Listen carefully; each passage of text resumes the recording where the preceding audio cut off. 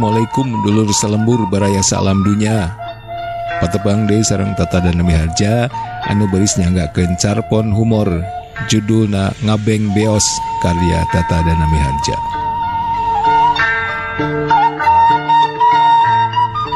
Jang obos kawentar ahli ngawaos.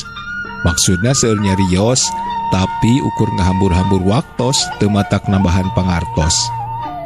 Baheulana Jang obos sok dagang bandros. Gara-gara jurig tumpak atos, Jang obos kabiruyungan jadi bos, sanggeus dicaroblos jadi anggota dewan tukang ngokos artos. Tengah artos, kunaon bet pada nyoblos, da pribados masa kalian ngadenge manehna ngawaos, sok hayang nojos bebengokna nu cengos atawa masihan bobos. Sanaos ukur pensiunan tukang bandros, Jang obos lila-lila ngartos kumaha carana ngokos artos ladang haruas harewos. Asal proyek lolos, rekanan pasti ngartos. Komo mun Jang obos geus morongos, sararea pasti jadi haros-hos. Sieun ditojos ku waosna anu marencos. Padahal Jang obos ngan ukur ngegos, sabab ditenggor ku citakan bandros oge pasti tobros. Maklum boga panyakit tulang koropos.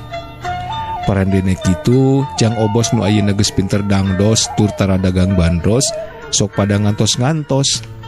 Komo mun geus deket ka usum nyoblos, sabab sok babagi kaos jeung permen mentos, sakapeung ditambah ku artos. Ngan hanjakal pisan kalakuanana jadi ngebos, gampang morongos mun aya katiraos. Mun geus kitu sararea sok ting laleos, lain ukur sieun ku porongos, tapi teu kuat ngambe bau beurit katojos tina sela-sela waosna anu marencos. Kamari ieu aya wartos, Jang obos indekos di panjara nu teu teurak ditobros.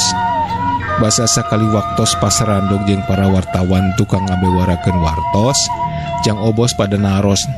Jang obos, kumaha karaos? Jang obos nu sirahna jadi bolenos, ukur bisa ngaharewos harosos. Atos, permios.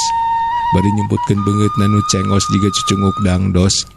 Jang obos ngabeng beos dikawal ku sipir colonos bari ngalamun. Mun make artos, susuganan bisa lolos. Wios.